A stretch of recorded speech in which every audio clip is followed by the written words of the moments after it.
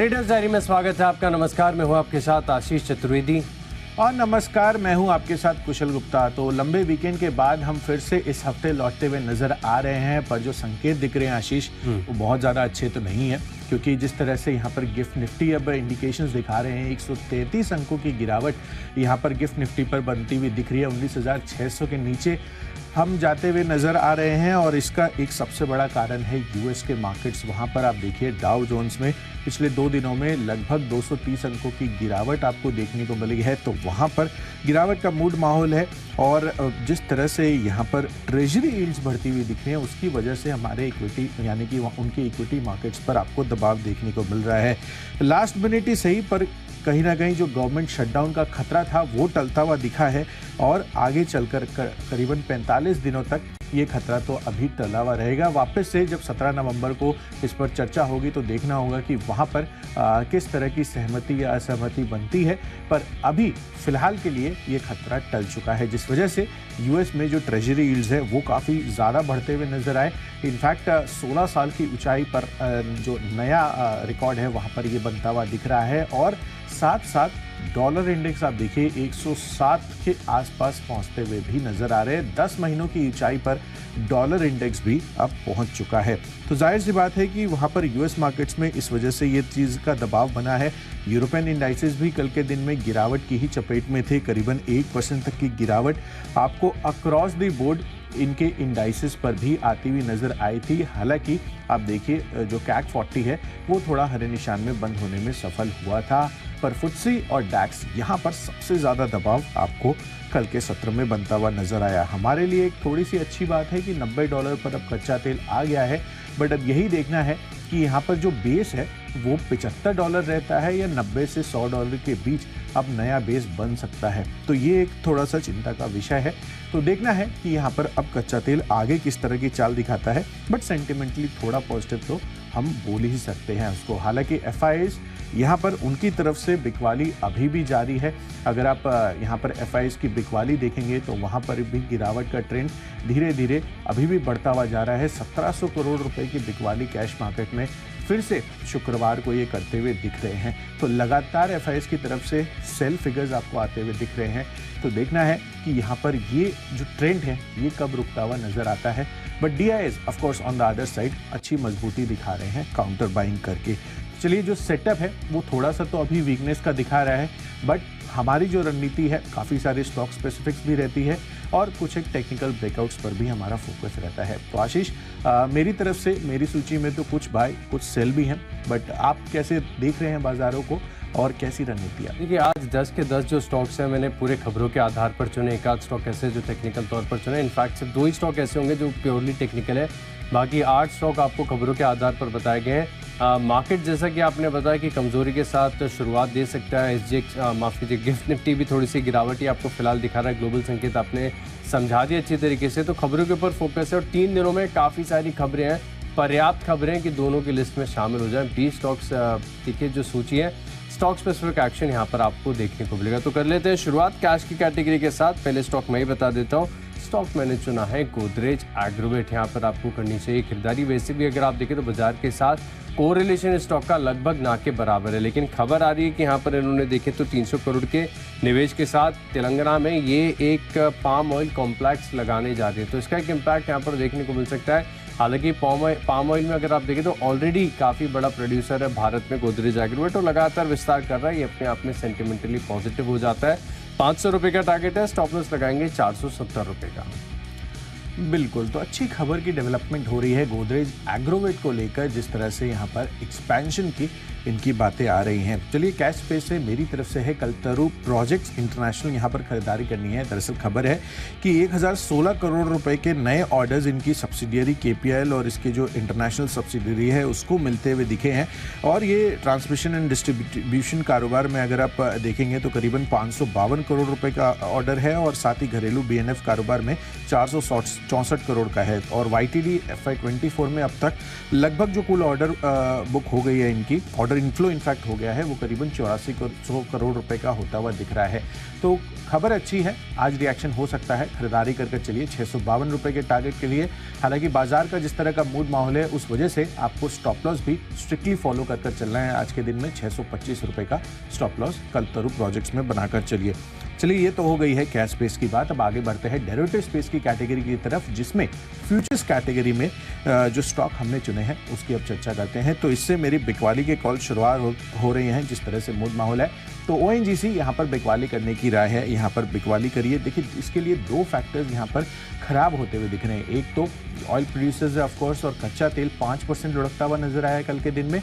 और दूसरा जो विंडफॉल गेन्स टैक्स है वहां पर भी बढ़ोतरी आपको होती हुई दिखी है। 12,100 रुपए प्रति टन 10,000 प्रति टन से बढ़ाकर वो कर दिया गया है। तो दोहरी मार आज हो सकता है कि ONGC पर आपको देखने को मिले। तो यहाँ पर गिरावट का ट्रेंड आपको देखने को मिल सकता है। तो बिकवाली कर चलिए 186 रुपए के लिए यहाँ पर बिकवाली करनी है, 196 रुपए का रखिए स्टॉप लॉस।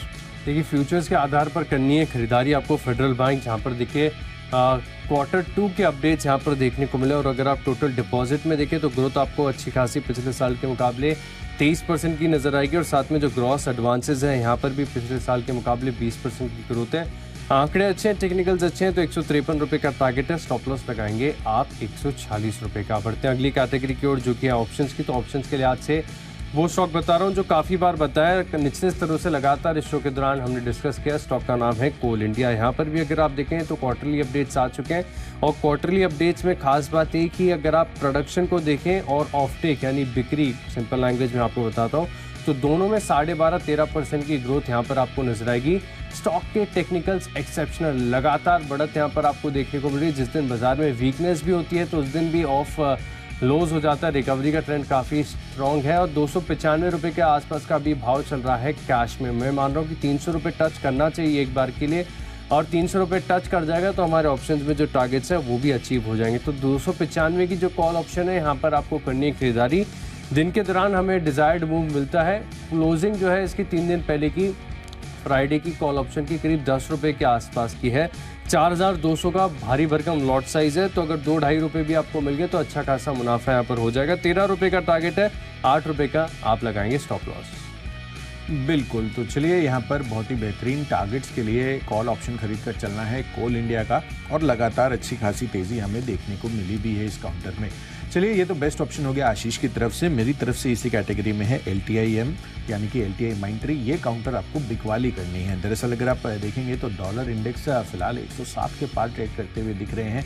तो वो एक नेगेटिव इम्पैक्ट आपको देखने को मिलेगा, और कहीं ना कहीं जिस वजह से यहाँ पर जो ट्रेजरी यील्ड बढ़ी है उसका भी आपको जो इम्पैक्ट है वो जितनी भी IT कंपनियां हैं उस पर देखने को मिल सकता है। तो आमतौर पर जब भी ऐसा डॉलर इंडेक्स में मूव आता है या फिर ट्रेजरी यील्ड्स बढ़ती हुई दिखती है तो IT काउंटर स्वाभाविकली यहाँ पर गिरावट का ही ट्रेंड दिखाते हुए नजर आते हैं। और पिछले हफ्ते हमने देखा भी है कि जो एक्सेंचर के नंबर्स आए थे वो बहुत ज़्यादा अच्छे नहीं थे, और खासकर उनका जो CMT वर्टिकल है वहाँ पर सबसे ज़्यादा फॉल आया था। और LTI माइंट्री का भी अच्छा खासा एक्सपोजर आपको यहाँ पर टेक्नोलॉजी और कम्युनिकेशन वाले जो प्लेटफॉर्म्स हैं, जो वर्टिकल्स हैं, उससे आता हुआ दिखता है। तो मुझे लग रहा है कि यहाँ पर बिकवाली करने की राय है। LTIM यहाँ पर 5200 रुपये का पुट ऑप्शन खरीद कर चलिए, 150 रुपये के आसपास ये उपलब्ध है। 200 रुपये का टारगेट बनाना है 100 रुपये के स्टॉप लॉस के साथ। चलिए, ऑप्शंस की कैटेगरी भी हो गई है। अब आगे बढ़ते हैं टेक्निकल चार्ट्स पर हमें कौन से स्टॉक्स पसंद है। तो उसमें सबसे पहले मेरी तरफ से है मेट्रोपोलिस हेल्थकेयर, डायग्नोस्टिक स्पेस की कंपनी है। और अगर आप देखें तो लगातार यहाँ पर बहुत ही बेहतरीन चार्ट फॉर्मेशन हुए हैं डॉक्टर लालपाथ लैब्स के साथ साथ। तो मुझे लग रहा है कि मेट्रोपोलिस यहाँ पर फोकस कर चलना चाहिए। यहाँ पर upside potential relatively better side पर आपको आगे चलकर देखने को मिल सकती है। आप देखिए 1250 रुपये के लेवल से धीरे धीरे अच्छी खासी एक्यूमुलेशन अब वापस से डायग्नोस्टिक स्पेस की कंपनियों पर बनती हुई नजर आ रही है। इनफैक्ट जो one of the market leaders है और जो ऑफलाइन प्लेयर्स हैं उनको लेकर अब ज़्यादा फोकस बढ़ रहा है, क्योंकि ऑनलाइन और ऑफलाइन प्लेयर्स के बीच में जो प्राइस गैप है वो अब धीरे धीरे कम होता हुआ दिख रहा है, क्योंकि ऑनलाइन प्लेयर्स अपनी जो ऑफरिंग्स थी उसमें जितना डिस्काउंट्स दे रहे थे वो अब धीरे धीरे कम कर रहे हैं। तो जो ब्रांड वैल्यू है उसको अब आगे ये कैपिटलाइज कर सकते हैं जितने भी ऑफलाइन प्लेयर्स हैं एस्टैब्लिश्ड वाले। तो मेट्रोपोलिस हेल्थकेयर इस वजह से मुझे लग रहा है कि खरीदारी कर चलनी चाहिए। 1510 रुपए के लक्ष्य के लिए 1450 रुपए आपका होगा स्टॉप लॉस। टेक्निकली देखिए मेट्रोपोलिस ये स्टॉक ऐसा है जहाँ पर कन्विक्शन बन रहा है, कुशल का खरीदारी करनी चाहिए और निश्चित स्तरों से लगातार बताया यहाँ पर बढ़िया रिवर्सल आपको देखने को मिला है। टेक्निकली जो स्टॉक मुझे पसंद आ रहा है थोड़ा सा ट्रिकी हो सकता है, मार्केट आज थोड़ा सा कमजोर नजर आ रहा है, कैश का स्टॉक है, ज़्यादा चर्चा नहीं होती। असाही इंडिया ग्लास ये स्टॉक ऐसा है जहाँ पर अगर आप देखें तो टेक्निकल स्ट्रेंथ काफ़ी बढ़िया लग रही है। इनफैक्ट अगर आप डेली चार्ट्स को देखेंगे तो आपको नजर आएगा कि यहाँ पर एक अक्यूमुलेशन भी आपको देखने को मिला है। वीकली चार्ट्स पर भी एक्यूमुलेशन दूर से विजिबल है और टेक्निकल स्ट्रेंथ भी अच्छी खासी है और कुछ हफ्ते पहले स्टॉक ने बड़े हाइज लगाने का प्रयास भी किया था, हालांकि ऑफ हाइज हो गया था। मैं मान रहा हूँ कि दोबारा उन स्तरों को छू सकता है, तो असाई इंडिया ग्लास इस स्टॉक को रडार पर रखेंगे, लेकिन एक स्टॉप लॉस के साथ 617 रुपये के ऊपर जब तक बना हुआ है तब तक आराम से होल्ड कर सकते हैं, खरीदारी कर सकते हैं। थोड़ा सा नीचे मिले तो फर्दर ऐड भी कर सकते हैं। धीरे धीरे ये जो स्टॉक है 650 के पार जाने के लिए आप प्रयास कर रहा है।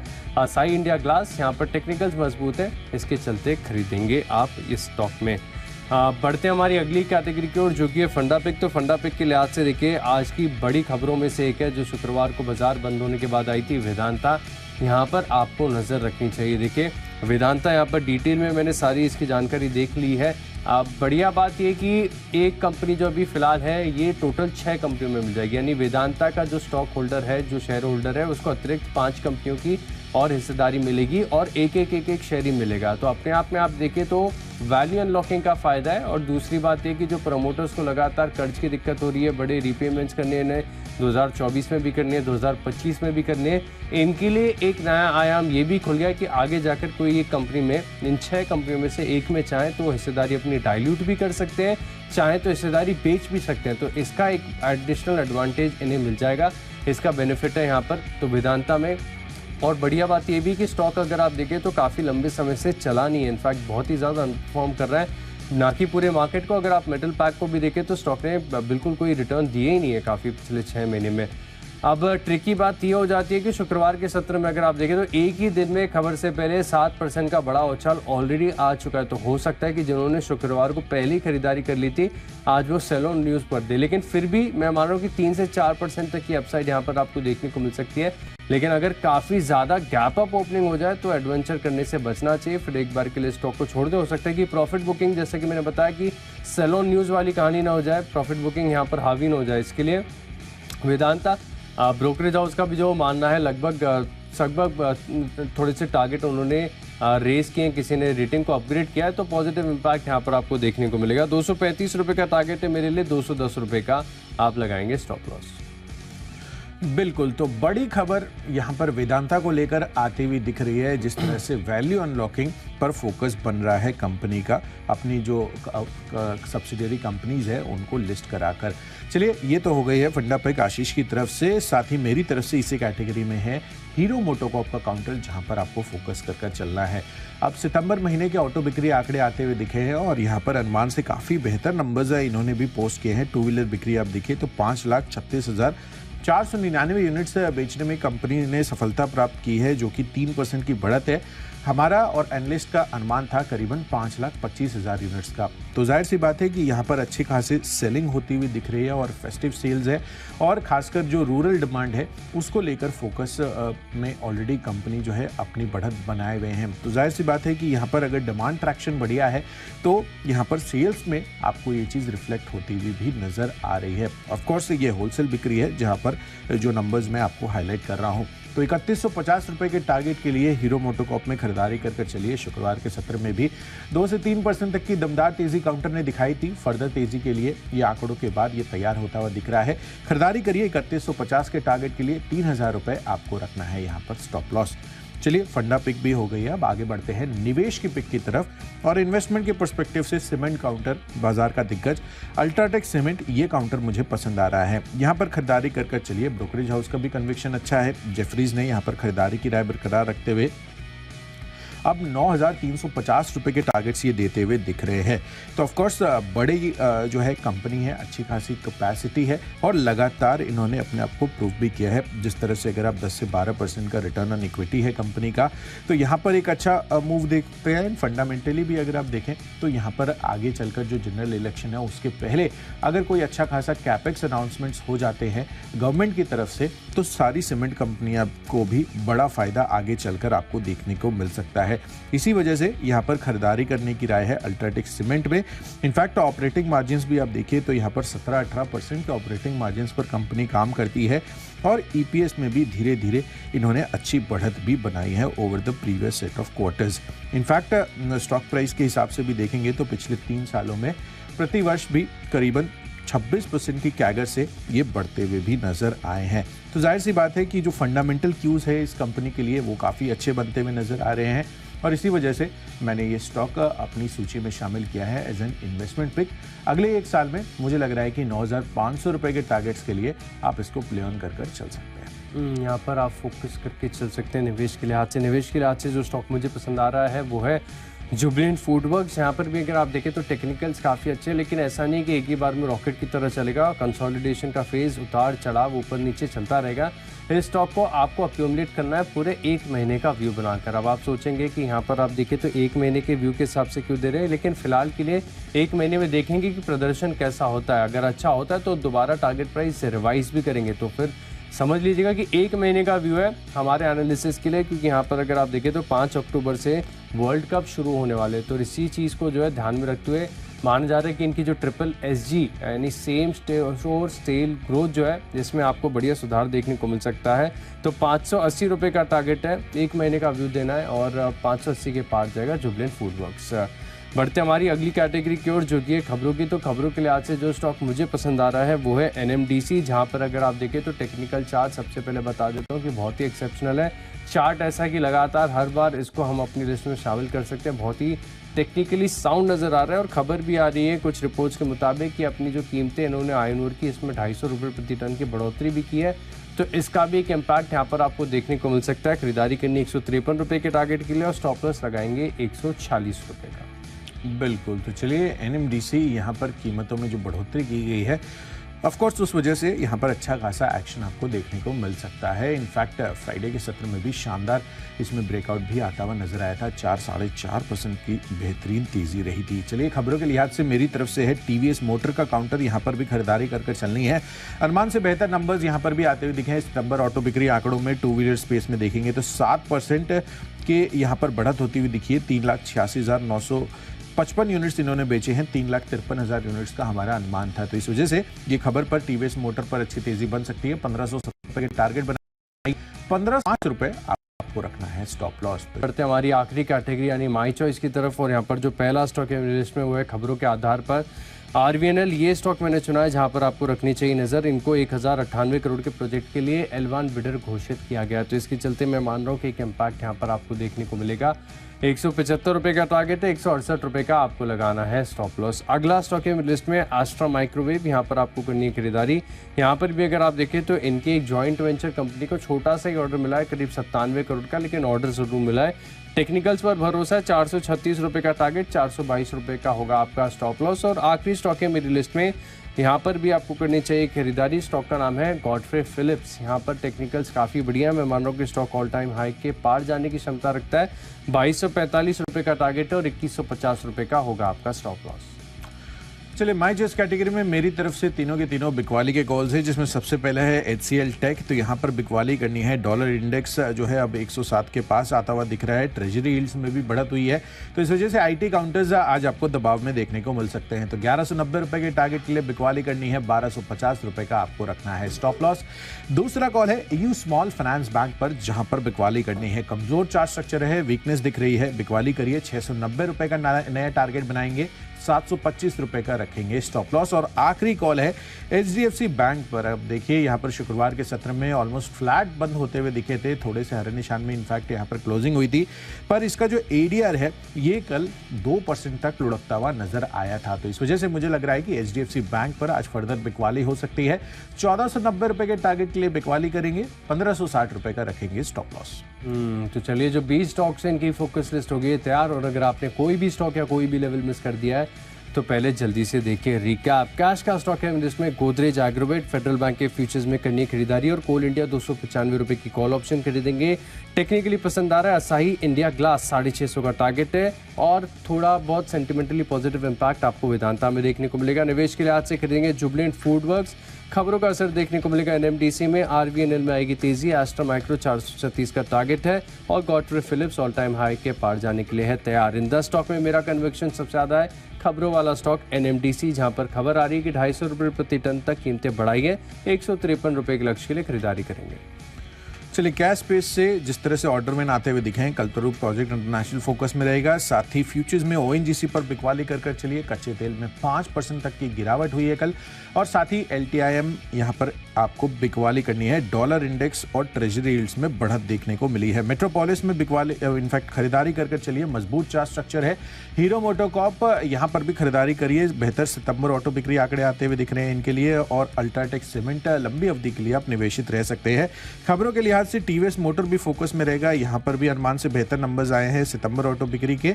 और माई चॉइस कैटेगरी में तीनों के तीनों बिकवाली के गोल्स हैं, जिसमें HCL tech, AU small finance bank और HDFC में आपको कर चल रही है बिकवाली।